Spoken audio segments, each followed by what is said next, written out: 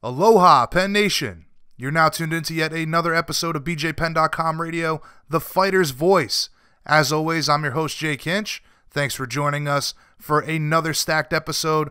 We have 5 guests for this one, and we're going to kick things off with surging UFC welterweight, who is coming off a Fight of the Year candidate in his win over Bryan Barberena at UFC Phoenix. The silent assassin himself, Vicente Luque, will kick things off as we recap his sensational win over Barberena. We'll talk about what's next for him and why he chose to call out Neil Magny and our good friend Jorge Masvidal as he looks to continue to climb the ranks and get a top 10 opponent in his next outing. Then next up after Vicente, following a year-long layoff from competition, Josh Emmett is finally slated to make his return on March 30th in Philadelphia against Michael Johnson. We're going to catch up with Josh about the time away, the surgery he had, and the subsequent recovery from that surgery. We'll be previewing the matchup against Johnson and get Josh's take on the current landscape at 145 pounds in the UFC. Prior to his layoff, Josh, of course, was being touted as the next contender for the title at 145 pounds, so obviously he's very happy to be back. Then after Josh, we're joined by another featherweight who looks to continue racking up the wins in the UFC as he faces Bryce Mitchell on March 23rd in Nashville, Tennessee. That man, of course, being Bobby the Wolfman Moffett. We'll get his thoughts on the matchup with Bryce and what should be next for Bobby following a big win in Tennessee. After Bobby, our good friend Dominic Reyes returns to the show to get swifty with us yet again. The Devastator will help us preview his upcoming showdown against Volkan Ozdemir in London on March 16th. Of course, we'll be discussing the title picture at light heavyweight and why Dom believes he should be next in line for a crack at UFC Gold, regardless of whether Jones or Smith wins. Of course, we'll get his prediction for that fight and a whole lot more. And then finally, closing out this episode will be another hungry future title challenger in the UFC's heavyweight division, Curtis Razor Blaydes. Curtis is set to face Justin Willis in Nashville on March 23rd, along with his good friend Bobby Moffett. So we'll get his thoughts on the matchup, where a big win puts him in regards to fighting for the title in 2019, and a potential third fight with Francis Ngannou, and a whole lot more. So let's waste no time. This is BJPenn.com Radio, The Fighter's Voice. Let's kick things off with the silent assassin, Vicente Luque. All right, Penn Nation, please welcome back to the show arguably the most talented up-and-comer in the UFC's welterweight division, coming off a sensational win at UFC Phoenix, the silent assassin himself, Vicente Luque. Thanks as always for taking the time to speak with us, Vicente. How you doing today, man? I'm doing great, man. Doing great. Thank you guys for having me. Always a pleasure. Now, are you already back in the gym, or you've been enjoying some time off, following that incredible performance? Yeah, I'm slowly going back to the gym, so I already started strength and conditioning, just to get my body adapted to training again, and doing some movement, also some movement work that I do in the gym. So I'm coming back lightly this week, and I'm feeling good, especially after the fight the way it was. I'm feeling pretty healthy, so it's good. Awesome, man. Awesome. Now, speaking of the performance, honestly, it was truly amazing. Many are calling it the fight of the year so far, and I would certainly agree with that. You battled until the end, found a way to finish the fight in the final seconds. Overall, how happy are you with the outcome? And give us your thoughts on the fight. I'm definitely really happy with the outcome. It couldn't have been better. But at the same time, it was not the plan. It was not the plan to go out there and have a war the way it was. But I think Bryan, he made it happen. He is such a tough guy. He took everything I brought to him in the first round. He dropped me in the first round. So I had to overcome and kind of like take a different route to win the fight. And the outcome definitely was great for me. I think fight of the night the way it was, and possibly a fight of the year. We still got a long time till then, but possibly being a contender for fight of the year. So, that's great for me, and coming out with the win is even better. Right, and as you mentioned, the game plan going into the fight, Bryan's definitely a tough dude. He's never been finished with strikes prior to you stopping him. What was the game plan going in? I'm sure you were anticipating a war, but you didn't really want to get baited into a brawl, right? Yeah, I wanted to pick him apart, so I knew that I was the more technical striker. I wanted to keep the distance, as I did in the beginning, in and out, I wanted to kick more than I did, but I kicked his knees a couple of times, so I started to swell up my foot, and I changed my mind after that, and I started boxing more than anything. And at the same time, my hands were I was finding the distance well with the hands, so I just decided to go with that. But it was to take it, pick him apart. But the thing is, I was hitting him, and he wouldn't feel it, and he would not respect my power. So that was the big thing that changed the strategy, because usually I'm used to the guy respecting my power. Even if I hit him with a jab, usually the guy is gonna feel it and is gonna move back, or at least be kind of like concerned on getting hit more than that. And Bryan wasn't concerned at all. He would just keep on walking through the hits and throwing more hits in a lot of volume. So I had to adapt. Right. And, as I mentioned, like you're talking about, you wanted to be technical. He clearly wanted to get you into a brawl, take you out of your element. The fight was back and forth, of course. You mentioned that, you got dropped in the first, but I'm wondering, were you actually hurt or stunned at any point? Because based on watching at home, you were walking him down most of the fight. Yeah, I wasn't. It was a real quick. He hit me, and once I fell to the ground, I was 100% recovered. That's why I moved to his back so quickly. I was conscious. So as soon as I hit the ground, I saw that he was thirsty to try to knock me out. Right. I knew he was gonna come in quick, so I used that momentum to move up to his back, and I wasn't that badly hurt. And at that point, I felt like I took his best shot, and it dropped me, but it didn't really hurt me. So I knew that I could hang with him standing up, no problem. Right. A lot of confidence gets built after you take a guy's best shot and you're still there, right? Yeah, for sure. Now, were you surprised at all to hear that all three judges had Bryan winning on the scorecards?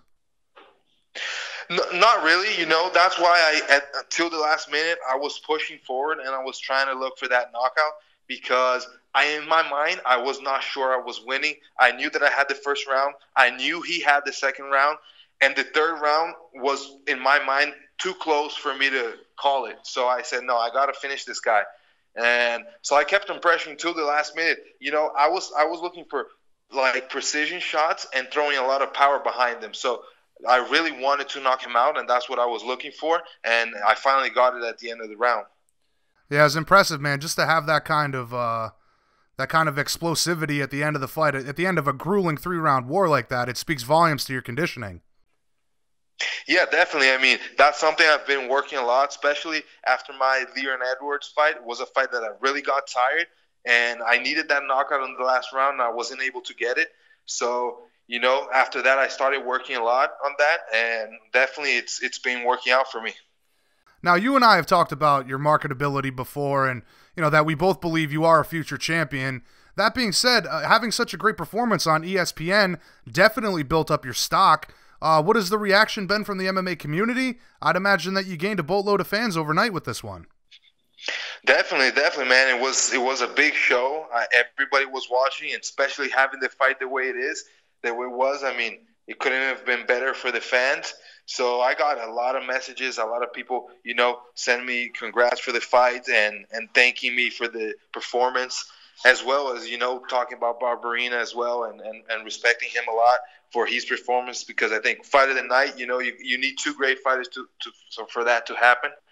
And I think the biggest thing for me was to get ranked. So now I'm number 14 in the division. I think that's a big thing for me. That's my objective, to start climbing up. So getting that number next to my name now gives me the power to, now I can choose the guys that I want to fight inside, the ranking, so I could start moving my way up. So I think that's a big thing, and I'm definitely going to take a lot of I'm going to take this moment and really use it the best way I can. Yeah, I know we've talked about how, you're really searching for that ranking now that you finally got it. You can negotiate the fights that are best for you and for your career. But real quick, before we move on to what's next, you had said that your fiance wasn't happy about your face being all banged up before wedding day. Has she calmed down a bit now that you got that big bonus check? She definitely calmed down. I mean, and also, through the weeks, I have really good recovery, so my face is great right now. It's looking just like before the fight. So she's not worried about it, and the bonus came, the win came, and so she's really, really happy and just excited for the marriage. Right. When is the big day? You must be very excited. It's March 16th, so in a couple of weeks. Awesome, man. Well, congratulations to you both, my friend. As I said before, you got a very bright future ahead of you, and having a great woman by your side for the journey, that makes all the difference. But looking ahead now, you would ask for a top 10 opponent next. You mentioned Neil Magny, Jorge Masvidal specifically. What made you choose those guys? Magny, I just think like he's a guy that has no – I don't think he has any fights scheduled right now, and he's number 11. So I think it's a good fight. I like his style as well. I believe he's a southpaw, and I've been fighting southpaws lately, so I think it would just be like a fitting style for me. He's a tough guy, but I still believe that I have what I need to beat him. And Masvidal is a guy that I asked for after my last fight, and I remember somebody put on Twitter like that would be a great fight, and I kind of tagged him on it and say let's do it, and he just said like that he wouldn't fight anyone that wasn't unranked. So now I would like to fight him because now I'm ranked. So right. I think I think he has to take it right now. So I know he has a fight coming up, and I wish him the best of luck on that fight. And after that, we can set something up. I would definitely like to fight him. His fighting style really suits my fighting style. I think for the fans, it would be a great fight, and I would enjoy it a lot. Yeah, that was going to be, my next point. Masvidal is a very good friend of the show, and obviously he has the fight booked with Darren Till in the coming weeks. But as a fan of the sport and knowing how you guys both like to scrap, I personally believe that matchup would be something very special for the fans, and it sounds like you agree as well. Definitely, man. I think, watching his fights, I've always been a fan of his style, and I know that if we get matched together, it would be definitely a great fight. Now, obviously, Masvidal's booked, but has Magny responded to you at all? No, Magny hasn't responded, and I still haven't gotten in touch with my manager and the UFC to try to negotiate this fight. That's something I'm gonna do soon. I'm still kind of taking in everything that happened with this last fight, recovering, getting back to training. But soon I'm gonna start negotiating this and trying to get my next fight scheduled. Now, obviously, you've mentioned it. You've talked about it quite a bit here, but for you, it is only going to be ranked opponents from here on in, correct? That's the plan. I mean, at the same time, I'm always ready for whatever they want me to do. Because the first thing, I'm a fighter. I'm here to fight. So, if they want to give me someone else, if that is not the plan, but I'll be ready, and I'll do what needs to be done. But my plan is to take ranked opponents right now. I want to keep on climbing. I think I deserve it. I've been showing what what I can do. And I think the UFC has their eyes on me right now. And I think they also want me to be fighting, ranked opponents and keep climbing the way up. So that's the plan. Yeah, I was going to say that earlier, man. With all the waves that you've made with this performance and, it being on ESPN and all the love you've gotten for the fans, do you feel like this performance is the one that finally puts you over the edge, and now the UFC is going to get behind you, give you the big push, and get that notoriety that you've been long deserving of? I definitely think so. I think it was a big fight. It was ESPN first big show in ESPN. So to have a fight like that, I'm sure the UFC was really excited for that, and they're really, that's the fight everyone wants whenever you're going to start in a TV channel or something like that. So to have that, I think was a big deal, and I think they're gonna really value and see what I can bring to the UFC. And if you see the fans, I'm pretty sure, especially by what everyone talks about me, the fans enjoy my fighting style. They enjoy what I bring to the table when I go fight. So I think there is not much holding me back right now. I finished every single fight of mine in the UFC. And this last one, I went to a war. I showed that I could go 3 rounds, and I'm not going to stop trying to knock the guy out every single round. So, that's my fighting style. I'm going to keep on fighting like that, and I believe that I'm going to keep on climbing the rankings this way. Yeah, not only keep climbing the ranks, but keep gaining a ton of fans and putting on incredible shows for everyone. But speaking of the top 10 and your campaign for the title, we've got Woodley and Usman this weekend. I'm wondering, who are you picking in that one? Well, I'm a bit biased because I train with Usman, but I'm going to use Usman for that one for sure. by training with him, I know how tough he is and how much he has evolved since he started all the way up to now that he's fighting for the title. And he is much more than a wrestler right now, you know. And he, in my opinion, he's the best wrestler in the division. He is a strong, strong man. And his striking has been improving a lot, so he's a danger on the striking. And he's a guy that trains a lot of gi, so I see a lot of danger in that on the ground as well, on the grappling. So overall, I think that he is in a better time, he's hungry. He's hungry to be the champion. Tyron has been a champion for a while. I think obviously he wants to defend the title. He wants to keep being a champion, but the hunger of not being a champion yet and of climbing so well and so decisively as Kamaru has, I think he's going to get the title. Yeah, you make a great point there, man. Sometimes when you become a champion, it's easy to, not become lazy, but become very comfortable where you're at, whereas the guys that are coming up the ranks, they are hungry, they are starving for that belt and that opportunity. So I would agree with you. I'm very excited to see how it all plays out, but as far as when you'd like to return, I'm sure that you'd love to be on the UFC 237 card in Rio. Is that a timetable that works for you? You know, that was something I was thinking about. I still cannot tell you 100% sure I can be back there. I am looking more maybe June, July, just because I had a tough fight. I think my body needs the rest. I'm going to get back to training, but, respecting my body at the same time.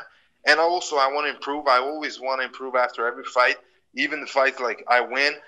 Even the ones that I won in the first round, I still see so much that I need to improve. So on a fight like this, 3-rounder, I can see a lot of my game and so many things that I can improve on. So, I'm still going to figure it out. I'm going to see how my body feels and get back to training, with a good rhythm. And Brazil is a possibility. It's something I would love to do. I always like to fight here. The fans are real supportive. So that would be a possibility. But right now on my mind is maybe June or July. Right, so it would have to be a really good opportunity presents itself for you to jump on that card. Yeah, for sure, man. If they come, and give me okay, now you got, I don't know, someone over the number 10, I would definitely fight, Right. All right, listen, Vicente, you've been more than generous with your time, man. We greatly appreciate it. But before we wrap things up, BJPenn.com, we've teamed up with AMC to promote the upcoming season of Into the Badlands, and we've been asking athletes about their favorite martial arts moments in TV and film. So, being a finisher like you are, I was wondering if you could give us your opinion on what is the most devastating finishing move in a martial arts movie or TV show that you've seen over the years? Man, that's a hard one. I know it.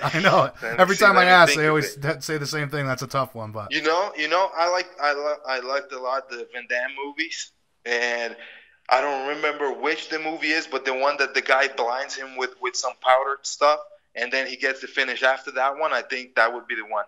Okay, all right. Yeah, I'm drawing a blank on whether that's the Quest or the other one there with the Kumite. But yeah, I know what you're talking about. And I think it's the Quest. Yeah, the Quest was a great one. And what about in the real world? What do you think is the most devastating finish in MMA history? That's a hard one too, but I would say Dan Henderson against Michael Bisping. That was pretty brutal. Yeah, I've gotten that answer a couple times already asking this question, so I would agree with you 100% there.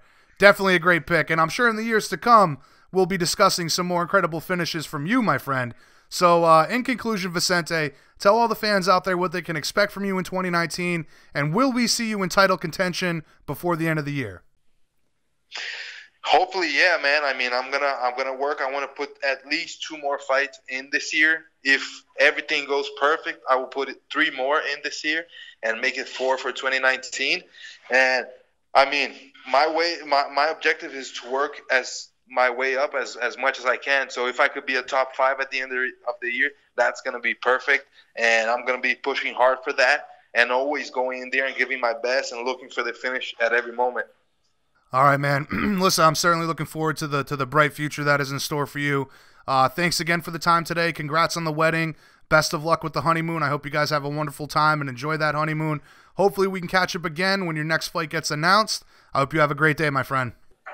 Thank you, man. Take care, and thanks for the interview. Always a pleasure, brother. Always a pleasure. Talk to you soon, my friend. I've said this many times, but I truly believe that Vicente is an incredible talent and asset to the UFC. I certainly hope that he gets that top 10 matchup he's been wanting and waiting for. He continues to give the fans exactly what they want. But as usual, let's keep it moving. Coming up next on BJPenn.com radio, the fighter's voice, UFC featherweight, Josh Emmett. All right, Penn Nation, please welcome back to the show the 9th-ranked featherweight in the UFC and Team Alpha Male staple, the Grim Reaper himself, Josh Emmett. Thanks as always for joining us today, Josh. How are things down in Sacramento? Yeah, everything is going really well. Thanks for having me on. And that Grim Reaper, I don't know where that came from. I saw on Wikipedia someone put that, and then a handful of people are calling me that, and I'm like, man, I ain't got no nickname. It's funny too, because I recall our earlier conversations, and I never remember you having a nickname. But obviously, I'm looking around doing some research. Okay, maybe he picked up a nickname. So my apologies for that. It is Josh Emmett, no nickname needed. That's right. So listen, it's been a while since we've had you on the show. I believe the last time we spoke was just before the fight with Jeremy Stephens. Obviously, that one didn't go your way. And then you got sidelined for the remainder of 2018, having to undergo some surgery. How did all that go, and what was recovery like for you? Yeah, everything went well. I had some fractures, unfortunately, in my face, and so I had to have surgery. They put a plate in there, and then just took some time off, just to get better. Because I had a lot going on. I had the nerve in my face was being compressed. The muscle that controls the eye was impinged, and just with, like I said, several fractures. So I just wanted to take the necessary time to recover, just because I want to have a long career, and I feel like I'm just getting started. So I didn't want to come back too soon and have like a career-ending fight, which we've seen in combat sports where people come back too early, they get another bad concussion or knockout, and then they're done, or they're experiencing a lot of just issues, where they're able to fight again, and I did not want that to happen to me. So I just, played it safe. I know a lot of therapists and doctors, and I'm lucky to have them in my life. So they just kind of led me in the right direction, and I've just been doing, tons of things, and yeah, I feel great now. Oh, definitely the wise decision to take the necessary time off. Like you said, too many guys rush back into it, and as you mentioned, something worse could happen. But I'm wondering, have you been able to stay active in the gym over the past year? It sounds like you have.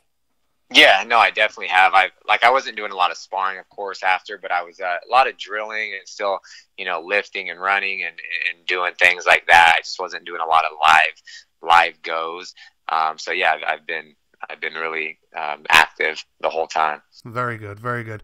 Now, of course, obviously you got a fight booked. We'll talk about that in just a second here. But how much of a financial struggle has it been for you to have this time away from competition? Yeah, that's been tough. That's the one thing where I wish, I don't think any of us get paid enough, except the people at the very, very top. Right. And that's been like the main issue, main struggle. Just I only got paid once in 2018, and of course I didn't get the win, so I only got half my check. And then just being sidelined, not being able to do anything, it puts not doubt, because I want to continue to do this. I put everything, my whole life, I put everything into this fight game, and then it's just like, man, am I ever going to be able to fight again? And then you have all these financial struggles and stuff like that. So it's been tough, but luckily my wife, she works, and she's been kind of, handling everything, but we're still just, barely getting by and things like that. So it's good. It takes a village, man. It truly does take a village. So I completely understand where you're coming from. But now that you're back to 100%, you've been booked to make your return. March 30th, UFC second card on ESPN against Michael Johnson. First off, man, how excited are you to finally get back in there and show the world that you're still a top contender? Yeah, no, I'm super stoked, and this is a fight that motivates the hell out of me too. It's like I only want to fight people in front of me or bigger name fighters. And I got offered a handful of people or not a handful, but a few people, and I chose someone that was in front of me, but then unfortunately they got a little injury, so they weren't able to take the fight, and then his name was thrown out there, and I was like, Michael Johnson's a seasoned vet. He's fought the who's who, beat some of the top guys in the lightweight division, and it's just a big name, exciting fight. I think it's going to be a fight that excites the fans, and I see a lot of people on the internet, they're excited for this fight, and it's that's what I want to do. I don't want to fight someone that's not really well known or in front of me. It doesn't really make much sense for me. Well, of course, you got to do what's best for your career, and given that you're in the top 10 ranking, you kind of have that leverage to pick and choose the guys that make the most sense for you. But give us your thoughts on the stylistic matchup against Johnson, and what kind of challenges he poses for you. Yeah, he's just as we all know, he's super athletic. He has fast hands, good boxing, and he comes from like a good gym, good training partners, and his working with Henry Hooft, he's more of he's trying to apply that Dutch style kickboxing. So right, yeah, it's I definitely have my game plan and everything like that. But yeah, it's gonna be an exciting fight. We both can end the fight at any moment. He has good wrestling, so do I. I have good jits, and both our striking is on par. So I think it's just going to be a nonstop pace, for 15 minutes. Yeah, you make a great point there. You guys match up well in a lot of areas. But this is going to be over a year for you between fights, correct? I'm wondering, are you at all concerned about ring rust or jumping back in there against such a game opponent like Michael? No, not at all. I've man, when I started my career early on, I know it's not the competition's not the same, of course, but it's like I had a few injuries and I took 2 years off, came back, felt great, and then just went on a little run. And I've had a few injuries where I was out like 6-8 months, stuff like that, and then came back and did really well. So I'm always in the gym. I've been helping, teammates out for their camps and stuff like that. So especially Cody's, he's coming up this weekend, and I've been his main training partner, helping him get ready, and I don't think Michael Johnson's faster than Cody. And I can see all those punches, and like I said, I'm stoked about it. It's a big name. It's a tough fight, but I've been doing this for such a long time. I don't have as many fights as him, but I've been in the gym and a part of Team Alpha Male for so long, and seen the who's who come through and seen people start from the bottom and make it to world titles, and been main training partners for all of them. So I know where I stack up, and I can hop in there with the best at any moment and perform. Absolutely, man. You're only as good as your training partners and the type of people that you're working with on the day-to-day, and Team Alpha Male is certainly full of killers. But since moving down to featherweight, Johnson has gone 2-1, and one of those wins being over your teammate, Andre Feely. Do you look at this fight as maybe a chance to avenge that loss of your teammate and friend? Yeah, definitely. It's Elkins beat him, and then I still, watching that fight, I thought Andre pulled off the win. I thought one round was Andre, one was Michael Johnson, and then I thought Feely did a little bit more in one of the rounds, so I would have gave the split decision to him, not being biased, but it was a close fight, and definitely I look to do that. Now, is there any concern going into this one regarding the weight cut for Johnson, considering his last fight was a catch weight against Artem Lobov? I mean, are you even thinking about that kind of thing? Would you say he does come in overweight? I mean, would that be an issue for you? No, not at all, man. A few pounds is not going to win or lose a fight. Right. That's just my whole thought process. And honestly, I hope my opponent always misses weight, More part of that paycheck. They have a tough weight cut, and you get a little percentage, but I really don't think you see in the media or just people that don't really know what they're talking about and like, they miss weight on purpose. That's never the case. I feel like people that do miss weight, they're struggling more than the person that possibly made weight. Maybe it was short notice, or just something just wasn't they didn't follow the plan correctly or something, but they're definitely trying, and down to the wire or something seriously wrong. So yeah, but not an issue at all. I'm not worried about that. Yeah, I mean, that's just silly to say that. You guys are professionals. You want to be professional, make the weight that you're contracted to fight at. So to think that a guy is purposely, missing weight, that seems just kind of silly to me. Yeah. So prior to the layoff, you were taking the division by storm, climbing the ranks towards the title. Does a big win over Johnson, does that put you back in the mix in your opinion? Yeah, I think, I think a big win over Johnson kind of puts me back to where I was at, and then possibly I could be 1-2 fights away from a title shot, but I'm really just focusing on one fight at a time. He's the next person in front of me. So I'm, lining up all my training and sparring partners to emulate him. And, I want to take him out and then move on from there. Right. Now, speaking of the division, what do you make of everything since you've been away? We've got new talent emerging, still plenty of the old guard at the top. Now there's news that the champ will be moving up to fight for the interim lightweight title. What do you think of the landscape of the division right now? Yeah, no, I think it's great. I feel like featherweight division's one of the most stacked and one of the toughest divisions in the entire organization. And yeah, it's like a lot of the older like legends and vets that have been at the top, they're staying up there at the top. And then that's an interesting fight that Holloway's going to go up and fight Poirier, right, for the interim title. I think it'll be an awesome fight, and I'm excited to watch that. Do you think that there's a clear number one contender at the moment, or is the lack of a number one contender kind of the reason that it makes sense for Max to move up right now? I believe so, because the number one contender is, I don't even know who it is right now, but I feel it's still Jose Aldo. Right. I feel like he's been at the top the whole time, and the only person that he struggles with is Max Holloway. He does really well in the first few rounds, but then it seems like once they get in the third round, and then that's when Max has been finishing him. But no one else has beat Aldo but McGregor, right? It was McGregor and Max. So it's I feel like he's still the number one contender, and they possibly don't want to put a third fight together. So it makes sense for him, and it's a business at the end of the day. So he's doing what's best for him. So he's going to go up there, make a lot of money, and he doesn't really have anything to lose. He only has everything to gain. Yeah, he still keeps his featherweight title with a loss. He wins and he becomes, a double champ again. Right. It's interim title, but then he'll get a fight. They'll unify that later on and make even more money. So. Yeah, no, absolutely. You got to take those opportunities as they come. A lot of people are speculating that Max with the weight cut. There's been a lot of talk that he has difficulty making 145, and being that he's getting older. Do you see any situation or scenario where he might actually stay at lightweight?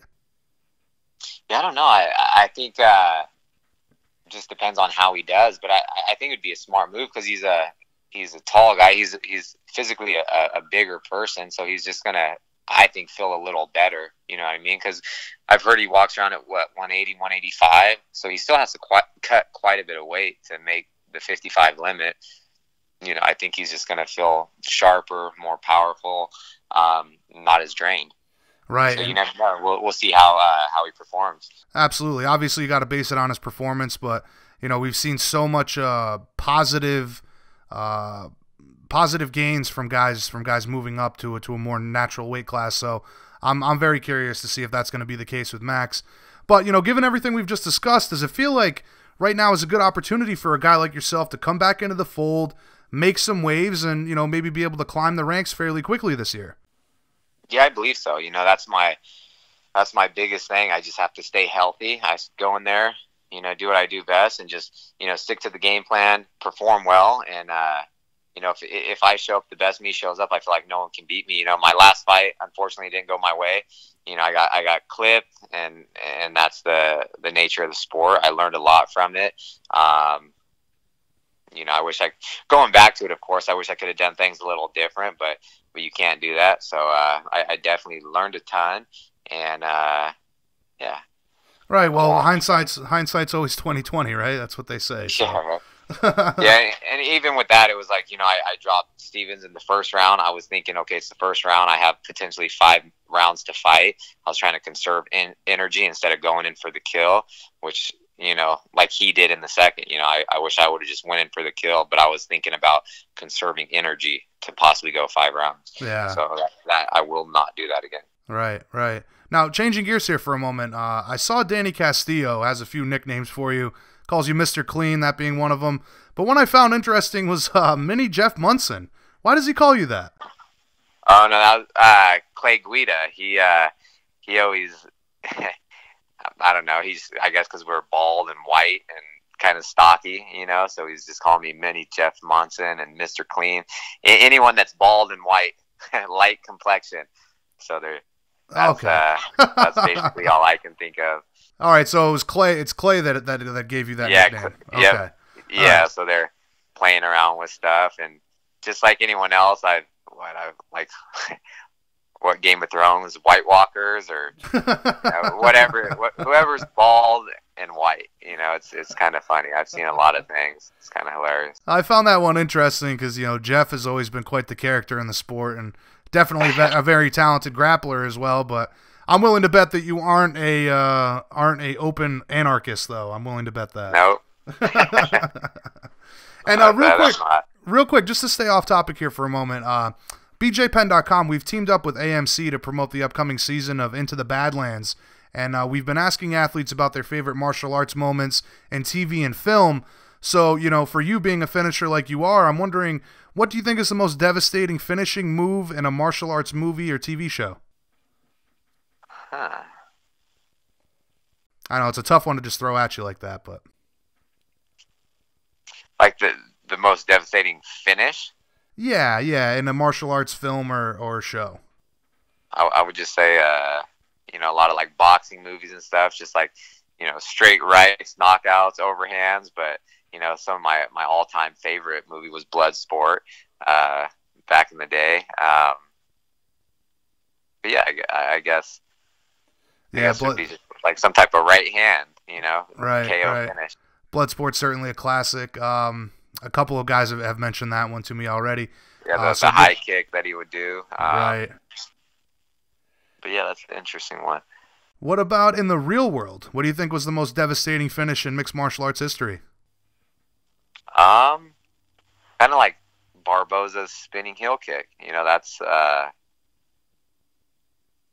it was so fast and powerful and just right on the button, and that just shut the lights out. So I'd say, just thinking off topic, that's like one of the first huge finishes that come to mind. Yeah, that was not only flashy and beautiful to see, but man, the devastating power. And if I'm not mistaken, man, I don't think Terry Edom had a fight after that, or not for the UFC anyway. But oh, is that right? Wow. Yeah, I believe so. I could be wrong, but for me, I feel like that was the turning point for his career to kind of ride off into the sunset and start coaching. But yeah, I'd agree with you, man. That's a great pick. Yeah. However, I'm sure that you're going to be looking to add another devastating finish to the list on March 30th in Philadelphia, right? Maybe I'll have one of those overhand rights or straight rights. You never know. Right. Now, listen, man, you've been more than generous with your time. We greatly appreciate it, as always. Just a couple more questions here for you. How do you visualize this fight with Michael Johnson playing out? How does your hand get raised at the end of the night? Like I said, I can finish the fight anywhere.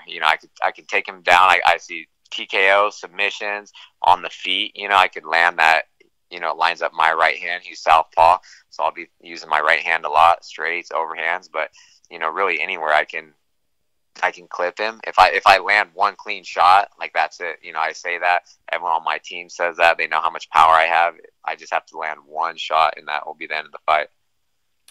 Yeah, I mean, hey, man, the track record has certainly proved that. And in conclusion, to all the fans out there who have supported you during this layoff, and all the other fans for that matter, what can we expect from you in 2019, and why do they need to make sure that they tune in for your fight on ESPN? It's going to be an exciting fight between Michael Johnson and I, and I'm just looking to go out there and just win one fight at a time, and I would love to get at least 3 fights in this year, and just climb the rankings to the top. Awesome, man. Well, we're certainly looking forward to your return and this incredible matchup here. Hopefully we can chat again, maybe closer to the fight or after a big win. Thanks again for the time, Josh. Always a pleasure, man. I hope you have a wonderful training camp leading up to this battle. All right, cool. Thanks, Jason. You have a good one. All right, buddy. Talk to you soon. All right, take care. Later. Not only a very important fight for Josh, considering he's coming back after such a long layoff, but a very important matchup for the featherweight division. Two guys with good wrestling and powerful striking. This matchup should be a lot of fun to watch. Very excited for that one. Again, March 30th in Philadelphia.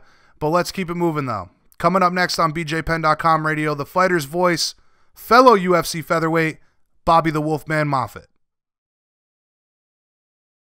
All right, Penn Nation, please welcome back to the show, up-and-coming UFC featherweight contender, the one and only Wolfman Bobby Moffett. Pleasure as always, Bobby. How are you doing today, man? I'm just heading to sparring right now. So, how's your day going? I cannot complain, brother. Cannot complain. Had a bit of a wild night, but here I am back on the grind. So you know how that goes. Yeah, we always have a couple of those kinds of nights, you know. Now, last time we spoke, you had hoped to get your next fight announced soon. Shortly thereafter, you got your wish in the matchup against Bryce Mitchell on March 23rd in Nashville. Yeah. How happy are you about getting the fight that you were hoping for, man? I was very happy, you know. I mean, it really didn't matter who I was fighting. I just wanted to get a fight. So, luckily, Bryce was asking for a fight, and I tweeted him back, and then they set it up. So, it was perfect timing. You know, I was really not desperate for a fight, but I just really wanted to fight somebody. You know, I was telling you about that, and luckily, all that happened, and it worked out perfectly. Yeah, right. I remember you saying, or us talking about, you were kind of in fight purgatory. You hate not having a goal in mind or a fight lined up and just kind of waiting around. But now that this fight is booked, give us your thoughts on Bryce as an opponent. I think Bryce is a really tough dude, you know. I mean, obviously, he lost on the Ultimate Fighter, but, I mean, technically he's undefeated. You know, those are exhibition bouts, you know. So, he's a tough dude, you know. He knows how to win, and he hangs in there, you know. I don't think he's got the best cardio, but he's got really good heart, you know.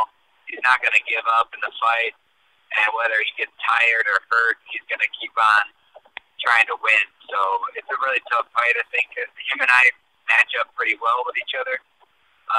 He likes to do kind of the same stuff that I do. He just likes to switch stances a little bit more.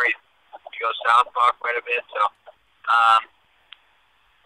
it's cool. I like the matchup. It's similar to Chad Skelly in the attacking way. You know, he likes to wrestle and do jiu-jitsu and stuff. So I'm used to fighting those kind of guys, and those are the kind of guys I like to beat up, you know? Right. Those are the kind of guys you like to catch in a choke. Yes, perfect. Now, refresh my memory. What was it about Bryce that intrigued you? Was it just the fact that he needed a dance partner as well? Was there some trash talk back and forth between you guys? Oh, no, there was nothing that was like, I've never thought trash talk or anything like that. I mean, I've seen him a few times. I remember, I think it was in July, I went out to Vegas, and it was the Ultimate Fighter finale. And I was out there for Jakar Close, but he was fighting on the card after the Ultimate Fighter finale. Right. And I remember I was training with our coach, Coach Eddie, and Bryce came into the room, and he was doing his little warm-up that he was fighting on the card before. And I was like, man, he fights at 145. I think I had my Contender Series fight coming up, but I was like, man, I get in the UFC, I think I'm going to end up fighting this dude right here. So it's kind of weird how it works out. You know, right. I saw him. Right. He was a nice guy, you know. Right. So early on, you felt like you were destined to cross paths with him. Yeah, it just seemed like something that was going to happen. Right. Right. Now, he's 10-0, as you mentioned, aside from the loss on the Ultimate Fighter. Definitely another promising young guy like yourself, and I'd imagine just as hungry as you to prove himself. Does a big win over Bryce, does that do a lot for your stock, in your opinion? What was that? I'm wondering, does a big win over Bryce, does that do a lot for your stock, in your opinion? You know, I think a win in the UFC over anybody is a pretty big thing. You know, I think that's an accomplishment in itself. And of course, him being 10-0 and was on the Ultimate Fighter, he's got a pretty good following. I think that's it's a good win for me. Obviously, I'd like to fight people that are ranked higher than me and people really think are the upcoming guys. So I mean, I think it's a good fight for me, you know, and I think he's a really tough dude. So I think a win over him, whether he's higher ranked or not, is good. Right. I mean, like you said, any win in the UFC is definitely one to raise your stock. But we're just 4 weeks out from the fight. How is your training camp going so far? Going great. Nothing, no serious injuries or anything, and all my training partners are perfect people to go with the style that Bryce fights with, you know. So I feel really confident. I know that I work hard in the gym, and I push myself pretty hard, and it's just another walk in the park. You know what I mean? Right. Right. It's been a big few weeks for the MMA lab, right? Your team had a bunch of athletes competing in Arizona last weekend. Then, of course, the Henry Corrales finishing Aaron Pico. That was huge. Safe to say you're going to be looking to keep riding that wave in Nashville, right? Oh, yeah. I want to get that wave going again. We had a kind of rough weekend this weekend. A lot of tough fights, a lot of fights that I thought we won, in my opinion, but some of the decisions are last second, you know, the fight don't go our way. Right. And it happens. You know, that's fighting. That's the crazy thing about fighting. You can do everything you can do everything in a training camp, and then something crazy happens in the fight, or something different happens, and you just lose. You know, so I'm hoping to start it up again. We had a really good 2018. The MMA lab did. And I'm trying to get that started again. Absolutely, man. And what a better card than this one in Nashville. Give us your thoughts on the rest of the card. Pretty intriguing main event between Wonderboy and Anthony Pettis. Who are you picking in that one? I pick Wonderboy. I mean, Anthony Pettis is hard to go against because he's been a champion. He's a really tough dude, but it's just Anthony Pettis used to fight was a 55-pound champion, then he went down to 45, and now he's up back at 70. I just think Stephen Thompson is going to be just a step ahead of him in this fight. And then I'm excited to fight on the same card as Curtis Blaydes. Him and I have the same manager, and him and I have trained together before in Chicago, and I'm really happy about that. Get to fight on a card with him. Absolutely, him and Justin Willis. That's a big fight, and as you mentioned, you know, only better to be on a card with guys that are on your management team. So that's an awesome matchup, like you mentioned. But as far as building your name and your brand goes, it doesn't get much better than being on ESPN. A great card like this that's stacked. You get a lot of exposure with this one. Yeah, I'm hoping to pick up a lot more fans. You know. I would hope so. You know, I always go out there and try and finish the guy, and I hope people see that and like watching that. And then I give a little howl afterwards. I try to be a little theatrical, you know, but right. It's fun. I'm really excited to fight on ESPN. I think it's ESPN Plus I'll be on probably. I don't know, but either way, I think that's pretty cool. I never thought I'd be on ESPN at all, so here I am. Right. And like you're saying, you know, you add that little bit of entertainment factor that definitely goes a long way with a lot of fans. But, you know, last time we spoke, you had mentioned how you feel that you're already ready for a matchup with an elite guy in the division, that you already match up well with these guys. Without looking past Bryce at all, do you have any plans on who you'll be targeting next after this one? I haven't thought of any names or anything, but I know for sure. I heard the UFC is coming to Chicago in June, so I'd really like to fight in June in Chicago. So whoever is ready for that, that's when I want to fight next after this one. Obviously, everything going well, I don't get injured, and then I get another fight back in June. I would really love to fight back home. So that's the next date. That's the next date I'm targeting, and whoever fits the bill, whoever makes the date, that's who. Now, as far as being a guy that likes to stay super active, that's a time frame that works for you. You get through this fight, and then June, that's a good timetable for you.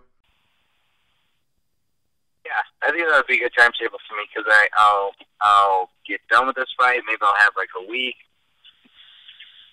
to relax, not go hard in the gym, and then I come right back in. I really liked last year. I had five fights, and I really enjoyed just having a week off and then coming back and it's going 100% again. So I really want to get back to that kind of grind. I'm really into working hard. So yeah, staying busy. That's what I like. Staying busy. Yeah. So staying busy gets better. Yep, absolutely, man. Now, just to stay with the elite of the division here, I'm wondering, what do you make of the current champ Max Holloway moving up to fight Dustin Poirier for the interim lightweight title? I think that's going to be a good fight. I think that's. There's nobody who's like really a number one contender at 145. I mean, he fought Brian Ortega, won. Frankie Edgar, I think has maybe one more fight before he gets back to a title shot. Right. And then like we said last time, remember it was Jose Aldo versus Renato Moicano, and if Renato Moicano wins, then yeah, he gets the title shot. But if he doesn't, then how do you give Jose another shot at Max Holloway? That's three. That'd be three. He's already lost 2 times to him, so it's kind of a hard fight to make. And no matter how good Jose Aldo is, it's still hard to make. You lose to somebody twice, it's hard to make that third match. So, absolutely, and it seems like Jose knows that, right? I mean, he's asking for a fight with Volkanovski or even a fight at lightweight. Like, he knows he's got a couple more to get back to Holloway. Yeah, he does. So I think it's a good time for Max to go to 155 because there's not somebody who's right at his doorstep, trying to come at him at 145. So I think this is a good matchup for him too because he'll get to avenge one of his losses at 145. So I think it's a good fight for him. Now, if he's successful at lightweight, do you think Max will stay there?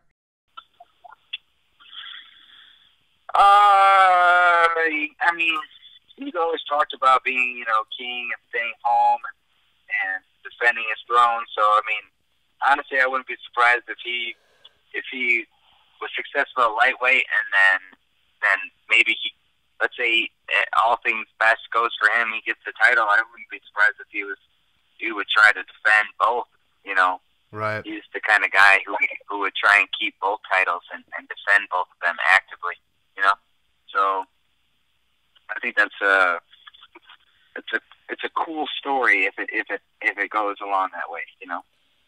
Right, and then you get another guy trying to actively defend 2 titles. I mean, who knows how the UFC is going to handle that? But regardless, like you said, very cool story.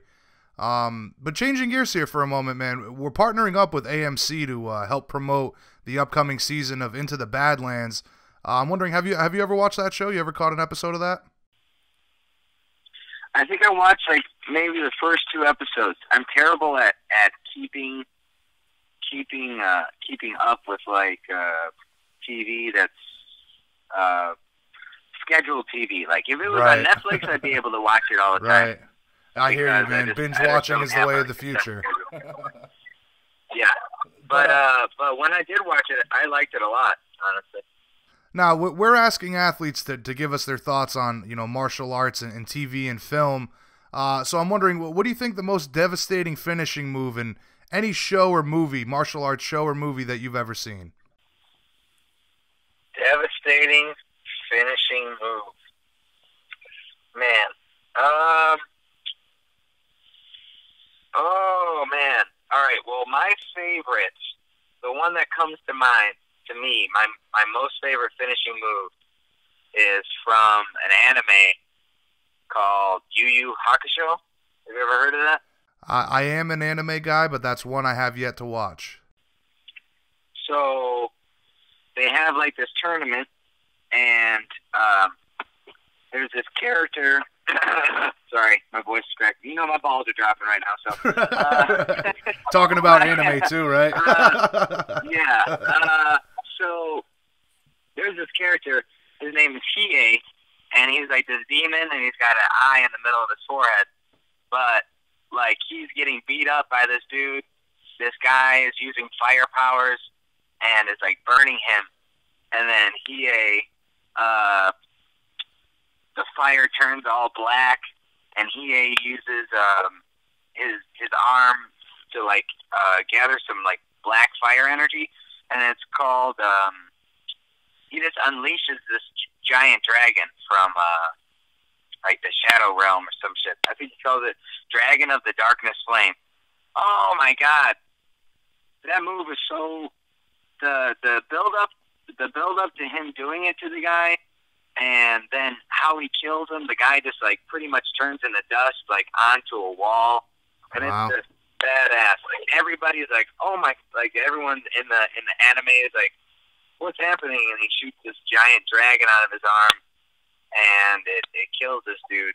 And it's you should watch it. Honestly, it's bad. It's badass. I know that's one I've been suggested a few times, but I agree with you, man. It seems like anime, they just know how to build that story and build up to that huge climactic, whatever it be, finish of any sorts there.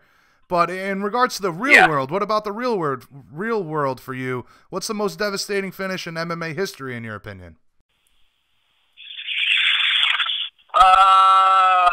Devastating finish has got to be when, I mean, there's a lot of crazy highlight ones, but when Ngannou punched Alistair Overeem's head off, yeah, I thought that was pretty devastating. That's a bad one. Honestly, like, when I saw it, I thought like he had possibly like detached his skull from his spine and he'd been dead. Like the way his head jerked back, it was just, honestly, I had never seen somebody's head move that way from getting hit.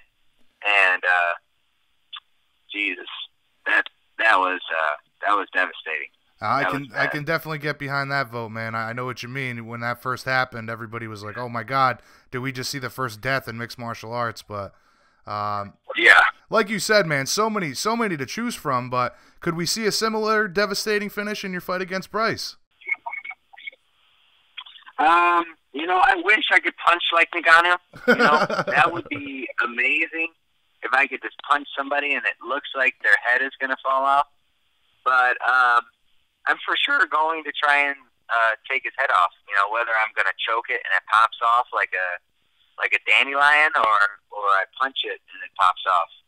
You know, so either way, I'm trying to knock this dude's head off. And it's a shame you can't shoot a dragon from the Shadow Realm out of your arm at him, right? Yeah, exactly. See, you followed along. See, you liked it. Okay. So, when you visualize the fight playing out, man, what do you see? How does your hand get raised at the end of the night in Nashville on March 23rd? You know, I just feel like I'm going to choke him in the second round. I feel like that's just my round. My first round's always a little bit slower than normal. And then the second round, I pick it up. I don't get a second wind. It's like I didn't break wind in the first round. It's like nothing. My body didn't accumulate or get used to the fight yet for some reason. So I think the second round, I'm going to go out there and finish him by choke. Most likely, he's going to want a grappling exchange. So I know that's where I'm going to catch him. All right, I'm either going to catch him in a choke, or in the beginning of the first round, he's going to get hit really hard, and we're going to finish it on the ground with a TKO probably. All right, man. Well, that, like you said, him shooting in, trying to make it a grappling exchange, that certainly benefits you. Yes, sir. And from there on, it's on to bigger and better matchups and continuing to climb the featherweight ranks, right? Yes, sir. Get another fight in Chicago, I hope, in June. So that would be perfect for me, you know. Awesome, man. Awesome. Looking forward to that. Well, we're certainly looking forward to the fight and another great performance from you, brother. In conclusion, tell all the fans out there what they can expect from you on fight night and why this matchup against Bryce Mitchell is one they don't want to miss. Well, guys, this fight is going to be amazing. Bryce and I fight similarly. We're both hard-headed. We both have really good heart and good cardio, so we're going to be coming at each other at 100% majority of the fight, until somebody gets finished. So this is going to be a back-and-forth brawl. It's going to be a barn burner.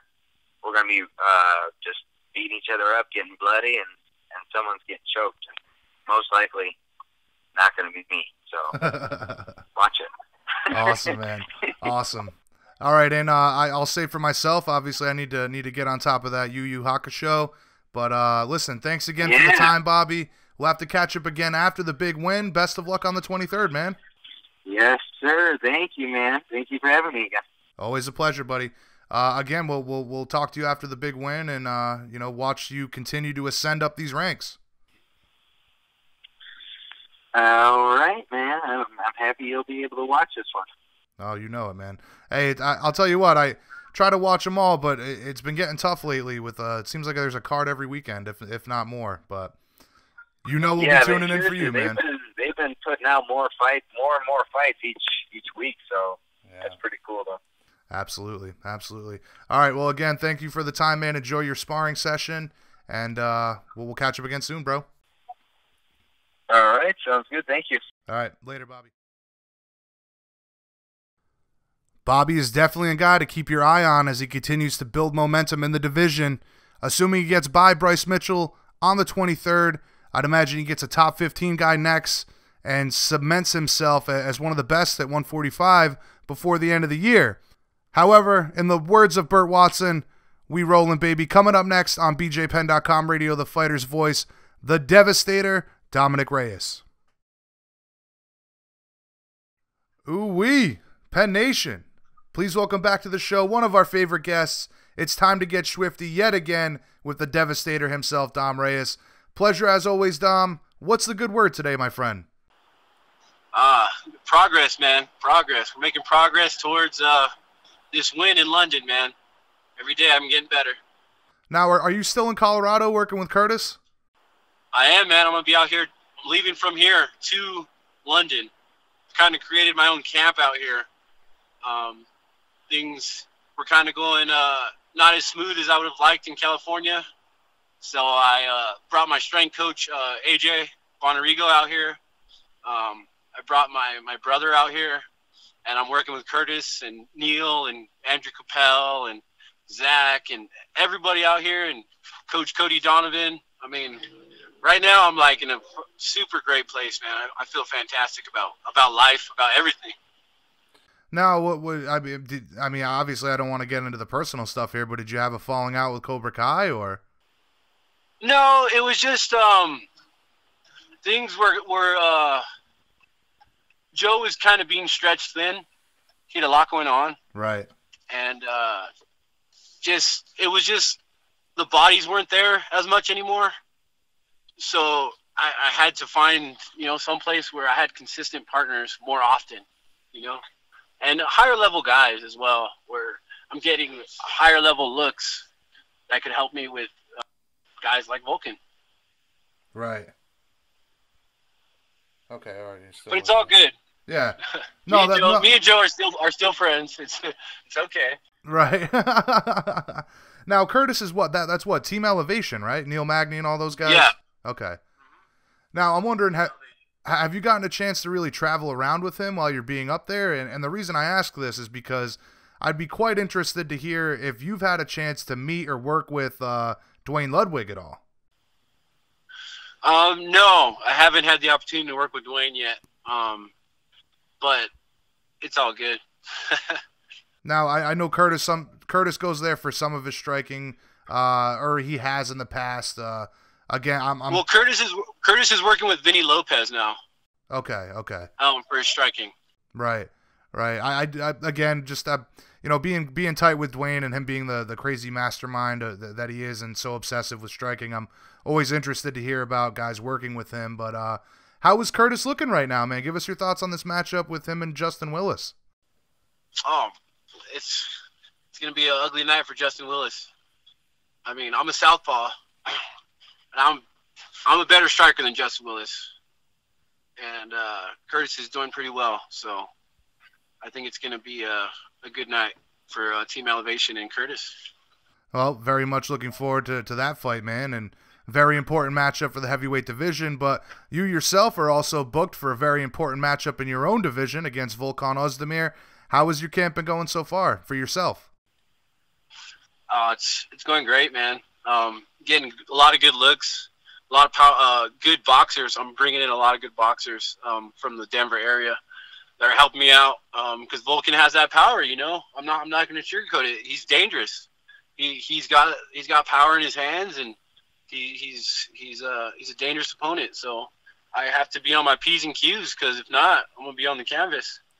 Right now, we're what 3 weeks out from the fight. I mean, it sounds to me like you're feeling really good going into the biggest matchup of your career. Yeah, man. That's what I live for, man.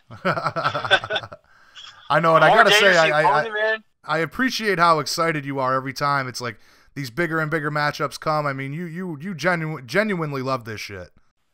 Oh, I do, man. Like, my whole life has been like trying to get in the biggest spotlight I can. Like, as far as like sports, you know, like right. I wanted to be in the NFL. I wanted to get an interception in the end zone, you know, in the playoffs and be, you know, oh my God, you know, like shit like that. Like big moments is like you dream about it your whole life when you're small, you know, it's full count and you hit a home run. Like you dream about stuff like that. And with fighting, I get that opportunity like every time I step in the octagon because it's so much, like it's such a small moment that's so important, and every second of the fight means so much.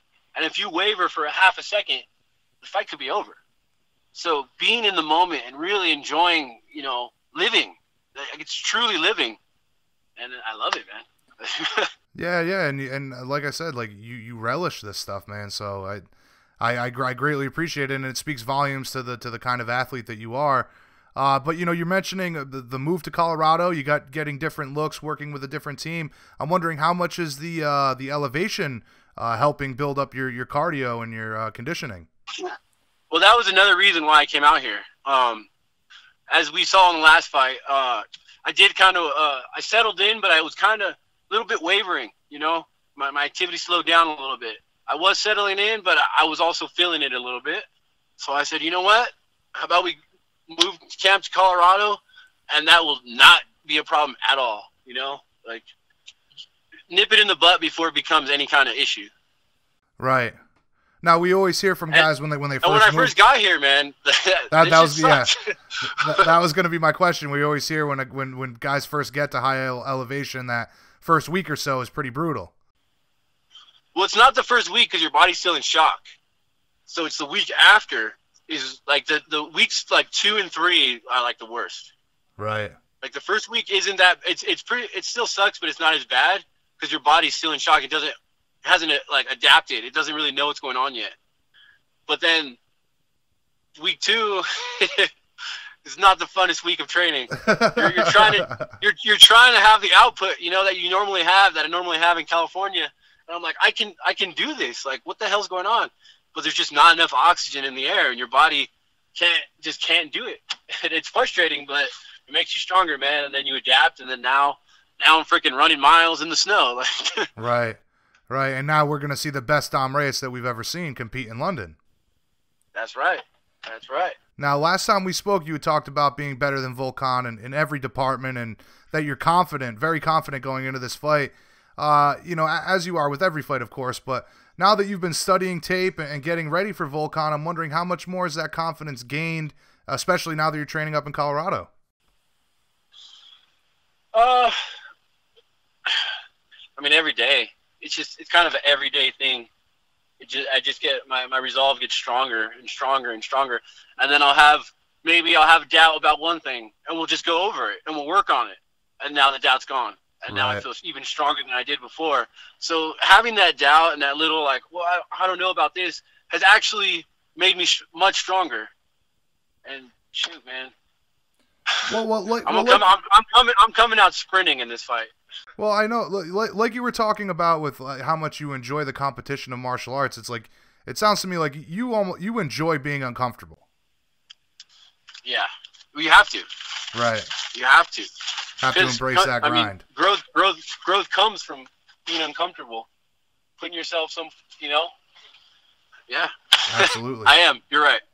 Now you told me that you're excited to go out there and showcase your striking skills against one of the best strikers in the division. Should we be anticipating a kickboxing match in this fight, or are you going to be looking to expose Volkan on the ground? As always, I'll go wherever the fight takes me, and I'll win wherever it takes me. If an opportunity arises for a takedown, I'm not going to be opposed to not taking it. You know what I mean? I'm a martial artist, and I pride myself in being a complete martial artist. I know you guys haven't seen much of my ground game because my striking is so effective, but I mean, it's there, and if the opportunity arises, you could see Volkan, me on top of Volkan for 5-10 minutes. You know, right. Well, I'm wondering when you see how Anthony Smith beat Volkan. You know, and considering your own wrestling credentials, your own grappling credentials, it seems like the path of least resistance, rather, for you would be to take the fight to the ground, right? Yes, it seems that way, but I also know I'm much faster as a striker too. We'll see. I know that is the path of least resistance. You know, Cormier did it. Smith did it. But when you lose a fight, you try to shore up your game, you know, your deficiencies. I don't think Volkan is a guy that's not going to try to shore up his game, you know. Right. But we'll see. I mean, takedowns, they're there. They're all over. But whether I take it or not, we'll see. Yeah, and I know at the same time, man, I'm sure you'd rather show the world that you are the most devastating striker in the division. I just love fighting, man. Right. I like exchanging. I like feeling like that danger. I go mountain biking and stuff just to feel those adrenaline rushes of near almost dying. I like to push it, man. I like when I have adrenaline flowing through my body like that. I feel alive more than any other time in my life. Yeah, I know we've heard that for years, man. That is not, you know, obviously it's the most pure form of competition, but you truly do feel alive when you're in there competing and you know, fighting for not so much your life but your livelihood. Yeah, and I do enjoy, you know, making the fans happy. Right. As weird as that sounds, and most fighters probably shouldn't say that, but I do enjoy making the fans happy, man, and putting on a show for them and having them cheer and go crazy and talking about oh my God, did you see that guy? He's fucking crazy. See how fast he is? How is he even at light heavyweight? He's so fast, you know, stuff like that. Well, hey, man, while some people, like you're saying, whatever, it might not be the wisest thing for a fighter to say, I would disagree simply for the fact that the fans, your fan base, that growing fan base, how much they appreciate you, that all speaks for itself, man. Yeah, but then at the end of the day, winning is everything, you know? Right. So. Well, you have yet to taste defeat, so. Yeah. I figure it out as I go. I adapt on the fly, and bottom line is I'm going to win. That's all I know. That's really the only thing I know. And he's not going to stop me, no matter what. He's going to have to literally knock me out to stop me. Because if it goes 3 rounds, I'm going to win. That's the bottom line. Now, just to get back to Anthony Smith here for a moment, he's another guy, much like yourself, when it comes to the confidence factor. But you've really got to believe it in yourself if you're going to go out there and beat John Jones, right? Oh yeah. Otherwise, you're fucked. Right. Excuse my language, but you can't just go up any fight, any challenge in your life. If you don't think you can do it before you even start, even a little bit, you're not going to do it. And if you do it, you're going to be completely shocked, and you're going to feel like the next guy up's going to get you because you didn't really believe it. Yeah, the mental game is such a big part of this, man. But what do you think? Does he shock the world at UFC 235, or does Jones continue to prove why he's considered the pound-for-pound king? I don't know, man. I don't know. We'll see. We shall see. I can't. There's no prediction to be made for me. I'm 100% focused on Volkan. I am excited about that fight because, I mean, it is my division, but we'll see. I don't know. Now, I obviously you're very focused on Volkan, but you've told me you still have some unfinished business with Anthony Smith. After this fight with Volkan, is he the next guy on your radar, or are you going to start focusing on Jones? Depends on who wins. If he wins, he's the next guy on my radar. Right. If he doesn't win, he's now irrelevant to me. So like, for you right now, get back in line, buddy. Right, for you right now, impressive win over Volkan. You're the next guy for the title. So I think that has a lot to do with tonight. You know, Thiago and Jan fighting tonight. Actually, I think fighting, that has something. I think they're fighting in the next hour or so. Yeah, they're fighting in a couple hours. Yeah. I think that has a lot to do with my future, to be honest. But we'll see what the UFC has in mind. The UFC could just be like, you know what? The winner of that fight fights John next, and then the winner of me and Volkan, if I win, then I'm after that, or I have to fight someone else. Right, but we'll see. Either way, you're one or two away from that title. One or two away. Right. 1 or 2 away, and my ultimate goal is to be the champ. So. Right, and it still goes along. I could care less about Smith at this point. You know, he has his path. You know, he made it to his title shot. If he wins, then he's 100% next for me. You know, I want him. Right. If he doesn't, then get back in line, buddy. Right, and I know that this timeline is still playing out perfectly for you. UFC light heavyweight champ by the end of the year. Mm-hmm. Because I can't keep beating guys that fought for titles already. Like, I already beat OSP. He fought for the title and lost. You know, I beat Volkan. He fought for the title and lost. Now you want me to fight Anthony Smith? Like, come on. Right. How many guys? Right. Just give you the damn crack of the title. I agree, man. Like, do I have to keep fighting the challengers for not championship money? Like, what's going on here? And you also don't want to fall into that gatekeeper role either. Absolutely. Well, listen, changing gears here for a moment, man. We partnered up with AMC to help promote the upcoming season of Into the Badlands. I'm wondering, have you ever watched an episode of that show? I have not. But you guys partnered up with AMC, cool. Yeah. Oh, yeah, we're very excited about it. Either way, man, we've been asking athletes to give us their thoughts on martial arts and TV and film. So I'm wondering, what do you think the most devastating finishing move was in any show or movie that you've ever seen martial arts related?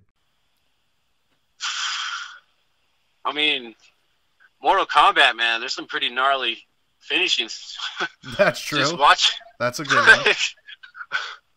I think from the first Mortal Kombat movie, one of the kind of the most messed up one was just Goro just murdering fools over and over when he had that one dude and he was like finish him, and then he snapped his back on his knee. And then he just threw him on the ground, and then Shang Tsung took his soul. I was like, dang, man. That's cold-blooded. You did him dirty. And what about in the real world? What's the most devastating finish in MMA history, in your opinion? Probably Hendo, man, with that H-bomb. That he H-bombed Bisping and then jumped on him from 50 feet in the air. Yeah, that's a classic. That was probably the most devastating one I've probably ever seen, where I was just like, ooh. I know it. And Hendo has branded that image so well. Him jumping onto Bisping, it's incredible. I mean, I've seen people online. They've been redoing like Air Jordans to be Air Hendos. You know what I mean? So yeah, dude. Yeah, I agree. That was gnarly. Definitely a great choice. And being that your nickname is the Devastator, you're definitely somebody who knows about a thing or two about devastating finishes. So with that being said, will we be seeing just that against Volkan in London? Oh yeah, I'm always looking for the finish, as is he. That's what's exciting about this matchup for me is he's a finisher too. So we're both finishers going in there. Fucking, it's like two fucking. I keep cursing, man. I'm sorry. No, you're it's good, like man. Two. You're good. It reminds me kind of like you got a whole army. And then you pick the two baddest dudes to just fight it out, and the winner wins the war. You know what I mean? Right. Like something like that. Like two guys that are 100% down, that aren't scared. and that are just down to fight and finish. We're both looking for the kill, which is exciting, and it's kind of scary at the same time. But that makes you sharper. So that's. Yeah, it's a fantastic and exciting matchup on a card that is really truly stacked up. Well, what's your take on the main event between Darren Till and Jorge Masvidal? Masvidal is one of my favorite fighters. Yeah, mine too, man. So, I like to think. Honestly, I like to think I fight similar to Masvidal. I have a similar fight mentality when I fight. So I'm rooting for Masvidal. I know it's in London, but he's also Latin, so it's two things that I'm down with. Yeah, it's funny. We're really tight with him on the show, and he mentioned that recently. Last time I spoke to him was, man, going to those decisions in London against a Brit, never a good thing. Yeah, it's not a good thing. But he's a finisher too, and he's a patient fighter, yes, but he's also very explosive and he likes to finish. Till is the same way, so it's almost a similar kind of matchup. Just Till and Masvidal are a little more technical because they just are. Right. And, I mean, speaking of how stacked this card is, another one I'm really excited for is the return of Gokhan Saki. Oh, Gokhan. He's fighting – he's going to knock that guy out. Spareback Sarva? I don't know his name. Yeah, I can't pronounce his name, dude. I can't pronounce his name either. But, yeah, I've seen that guy fight, and he's not a striker. And Gokhan is 100%. Right. So, well, let's hope he can avoid the takedown then and get the big win. Yeah, for sure. All right, man. Well, listen, as always, you've been more than generous with your time. Let's wrap this thing up. When you visualize the fight playing out against Volkan in London, what do you see? Hand raised, man. That's it. No prediction. Hand raised. And who gets called out after the big win? The champ? Probably the champ or nobody. See what the UFC has in mind. We'll see. All right. Well, we're certainly looking forward to the fight and yet another great performance from you. In conclusion, man, tell all the fans out there what they can expect from you on fight night and why this fight against Volkan Ozdemir is one that they do not want to miss. So thank you for having me once again. Appreciate it. Yeah, you guys definitely don't want to miss this fight. Two real gladiators going at it. Well, we're both willing to go out on our shields, so don't want to miss this. We both have a tremendous amount of power, and it's going to be a good fight. I have no doubt. Again, very much looking forward to it in London on ESPN+. Thanks again for the time today, my friend. Always a pleasure speaking with you. We'll catch up again after the big win, and best of luck, man. No doubt, man. Thank you so much. All right. Have a good one, buddy. You too. Wubba wubba dub dub. Peace. Ooh-wee. Always a pleasure to speak with Dom. And what an awesome fight this is between himself and Volkan Ozdemir. Don't blink for that one, folks. And as is the case with all of our guests, honestly, I very much look forward to what is next for Dominic after a big win in London. Does he get the winner of Jones and Smith? We shall see. But one thing is for sure, a Dominic Reyes training in altitude in Colorado is likely going to be even scarier than the one we've gotten used to. Nonetheless, let's wrap this thing up. Closing out this episode, the heavyweight ground and pound technician himself, Curtis Razor Blaydes. All right, Penn Nation, please welcome back to the show one of the top competitors in the UFC's heavyweight division, one of our favorite guests as well. Always a pleasure to have him join the show, the man himself, Curtis Razor Blaydes. Thanks as always for joining us today, Curtis. How you doing today, man? I'm good, bro. Thank you for having me. How was life at Team Elevation? Pretty much business as usual. Just got done drilling at the gym. Just get ready for this upcoming fight. Now, I understand that Dom Reyes has come up to join you guys. What's it been like training with him on the daily? It's been good. Me and him, we've trained together off and on for the past 2 years now. We have the same manager. So I always like when Dom comes up here because he's got really good footwork. He's real long, and it's just a different look. So we always get in some good rounds. Right, and so it's always good for you guys to be able to kind of share those different looks for each other, right? Yeah. Now, I just spoke with him, and obviously he's very confident about your upcoming fight with Justin Willis, but I figured I'd ask you the same question. How do you think Dom is going to do against Volkan Ozdemir? I think he's going to go in there, and I'm predicting a first round KO. I know he probably not going to give a prediction like that, but I'm in there with the gym with him. I see the work he put in there. I feel the hand speed. I feel the power of the body kicks. I definitely envision first round TKO.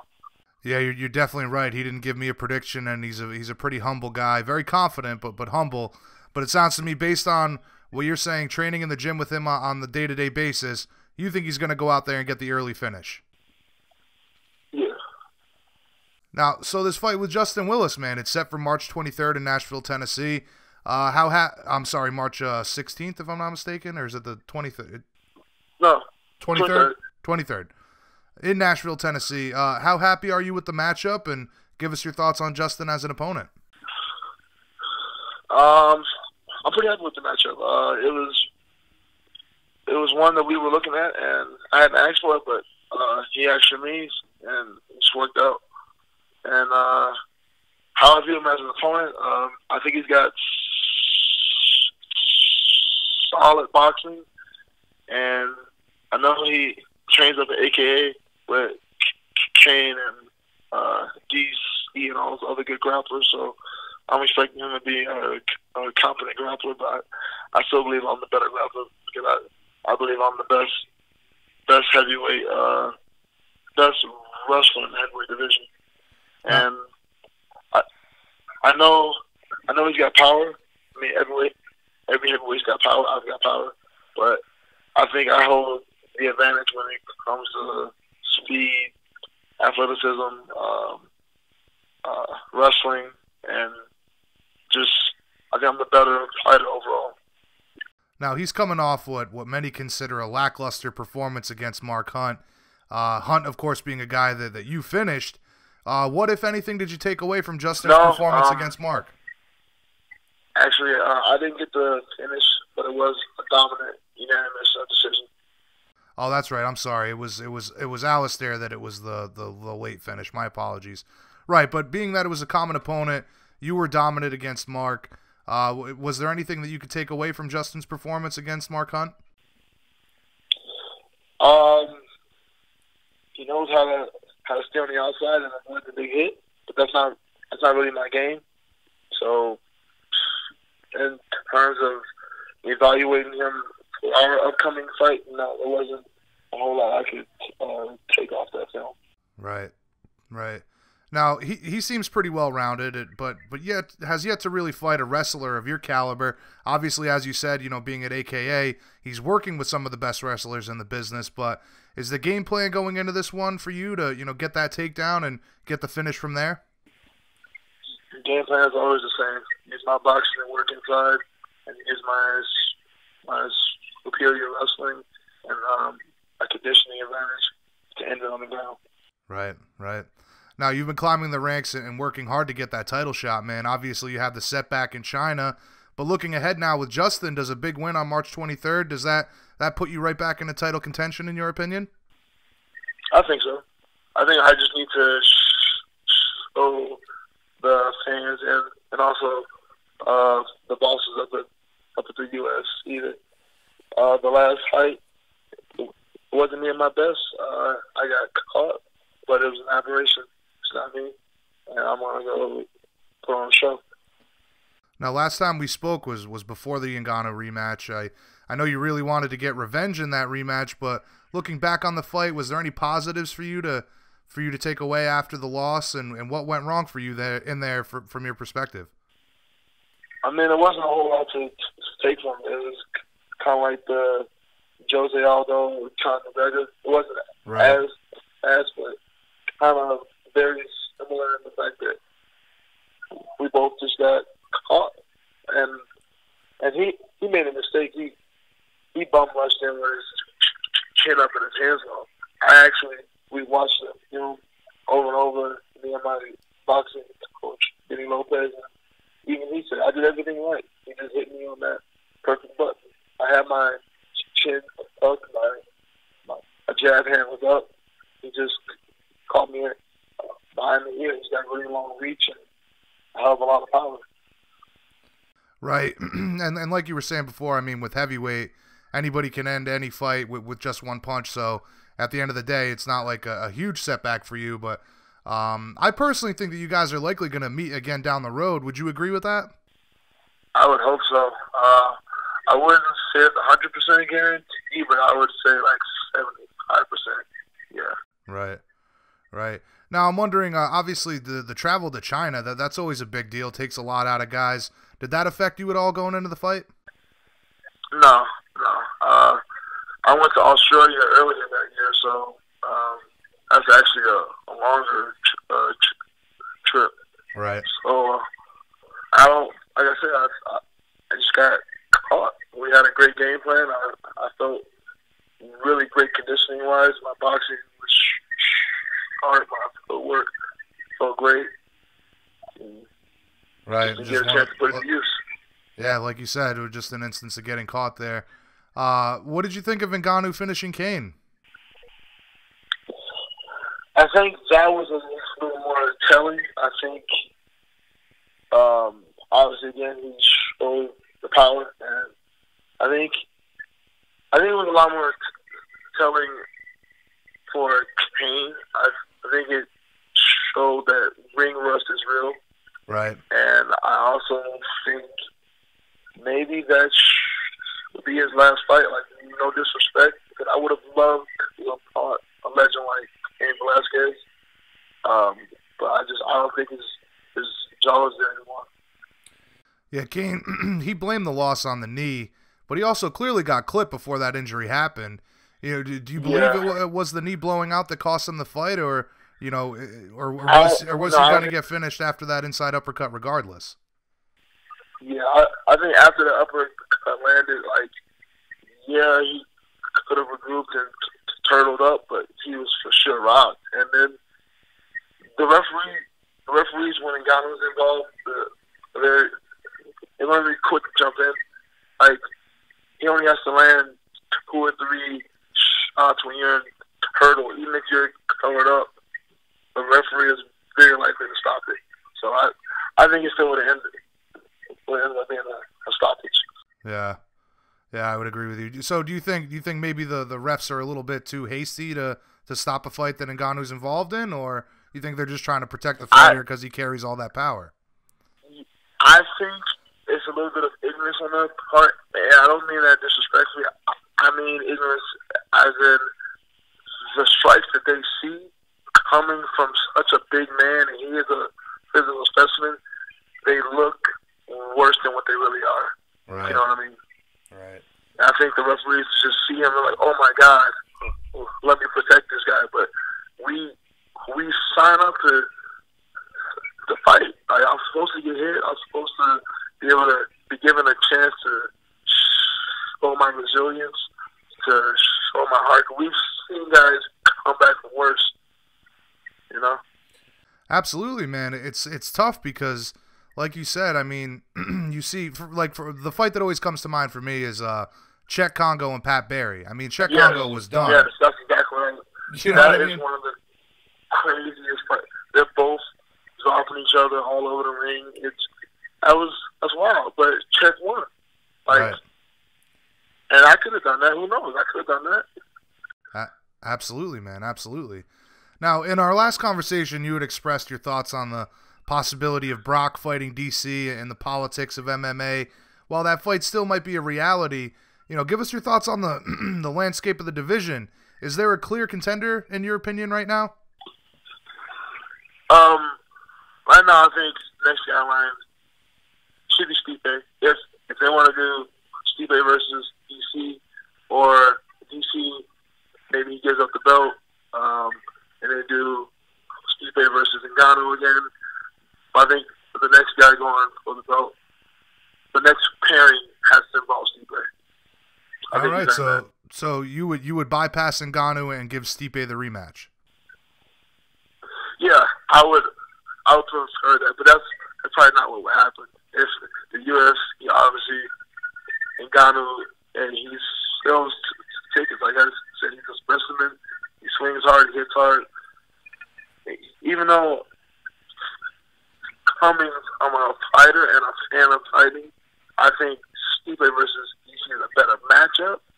I think you will get more pay-per-view buys if it's Ngannou versus DC. Right. That's just. And unfortunately, like we talked about before, I mean the politics of matchmaking and the business side of things. Unfortunately, we don't always get to see the fights that make the most sense, and when in turn they favor the fights that are going to get the biggest pay-per-view buys. But with an impressive win over Justin, you've got to be like maybe one big win away from a title shot, right? Yeah. Who are you going to have your target set on after March 23rd? I don't know. Like a position I'm in, I would have options. Maybe Derek Lewis. Maybe Ngannou.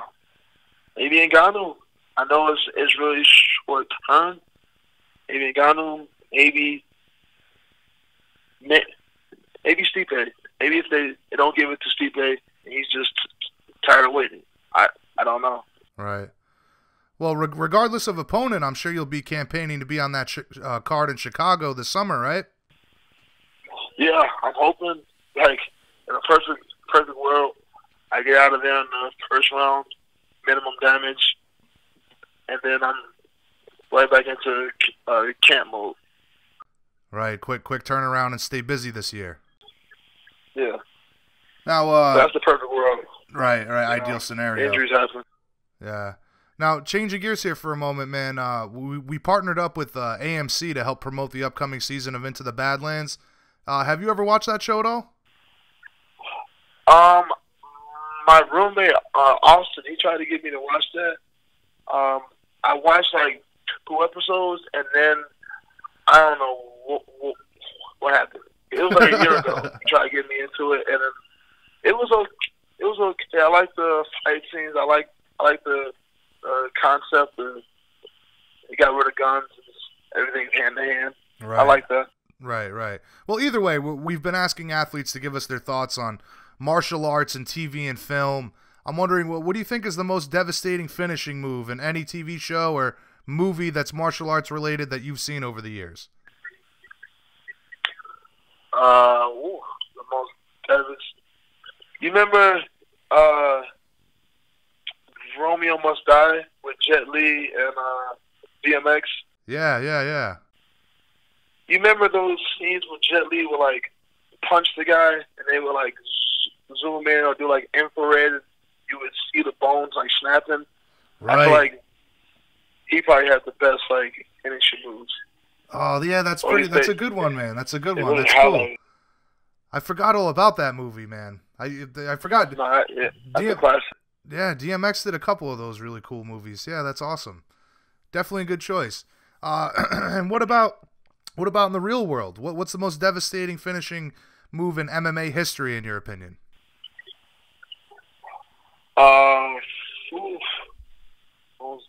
I think it's the elbow from guard. It's not the fanciest, it's not the prettiest, but I think you did the stats. It probably has the most finishes. The elbow from guard, really? Yeah. So from your guard. opponent's Like, full guard? Pretty much what I did to Alistair. Right. Or Jones Vera. Who else could I think of here? Yeah, that's like classic Tito Ortiz ground and pound. Yeah, like it's basic, but it's very, very effective, and I think over the years it's probably racked up the most finishes. Right.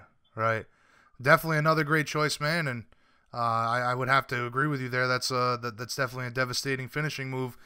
Real quick, before we get back to the fight, I wanted to ask you about it. It seems like your brother's doing some community outreach up there in Chicago. You care to tell us a little bit about that? He and my father are working with leaders in the community on like outside of Chicago, like a lot of church leaders or political leaders. and working with them just to help make the areas a little safer for like the kids and just the people who don't want to be involved with the nonsense. They just want to go on with their day-to-day life and be productive. Right. So they're just trying to clean up the streets, you know, just one block at a time. Yeah, no, it's an admirable cause. Do you see yourself kind of getting involved with that a bit more going forward, or? Yeah, I've been talking with my dad and my brother about it. They've actually, they told me, I forgot his rank, chief, deputy, sergeant, or something of that nature. Someone high up, he wants to speak with me, and then maybe potentially have me do like a meet and greet with a bunch of kids on the south side. That's cool, man. That's awesome. I can't commend guys enough when you give back to your own communities. I think it's really important to do, and you know, hats off to your brother there. I certainly hope that you and your brother and your father can make some meaningful impact in that community. But listen, getting back to the card in Tennessee, man, it's pretty stacked. Great main event. Bobby Moffett's on the card as well. Could be a big night for you guys at Monteleone Management, right? Yeah. This will be our first time fighting together, like on any card, so I'm pretty pumped about that. Yeah, I agree. He was speaking very highly of you, of course, and very much looking forward to fight night. But listen, man, you've been more than generous with your time. Let's wrap this thing up. When you visualize this fight playing out against Justin Willis, what do you see? How does your hand get raised? I see me working my angles, using my boxing, using my jab, getting it inside, touching his legs, getting him on his back, and then getting him in a really bad position on the ground and just finishing the strikes, hopefully elbows. Yeah, those devastating elbows from guard. That's right. So you kick off 2019 the right way with a big win over Justin, then fight maybe #1 contender spot in Chicago. Does that sound like the ideal scenario for you? Yeah, that's a dream scenario right there. Awesome, man. Well, we're certainly looking forward to the fight and you getting back in the win column, my friend. In conclusion, tell all the fans out there what they can expect from you on fight night and why Curtis Blaydes is going to be fighting for the title in 2019. On fight night, you guys can expect to see a lot of explosive movement, a lot of takedowns, and a lot of heavy strikes. And 2019 is going to be my year because I'm one of the youngest guys ranked, and I just feel like those guys their time has passed, and each week I get a little bit better, and I think over the next 6, 7, 8 months, I'm going to have a lot of growth and development. Oh, you definitely are the new breed of heavyweight, my friend, and I'm very much looking forward to all the future has in store for you. Thanks again for the time today, Curtis. We'll have to catch up again after the big win. Best of luck on the 23rd in Tennessee. Have a great rest of your training camp as well, brother. On to bigger and better things in 2019 for the man himself, Curtis Razor Blaydes. Thank you, man. I appreciate your time. All right, brother. You have a good day, man. All right, man. You too. Later. Man, Curtis is such a humble and nice guy. If you never saw him fight, I feel like you have a hard time believing that he smashes people for a living. Big matchup for the division between himself and Justin Willis. Should be a great fight, and the winner is likely going to be fighting for the title or a title eliminator next. But that's it for us, folks. Thank you all for tuning in yet again. Make sure you guys follow us on social media at BJ Penn Radio on Twitter. Make sure you guys follow the website as well at bjpenn.com on Twitter and Facebook. Set up alerts. Get the news as it breaks. Everything you crave from the sport you love, bjpenn.com. We have got you covered, guys. On behalf of the entire team, I'm your host, Jay Kinch. We'll catch you on the flip side. Peace out, everybody.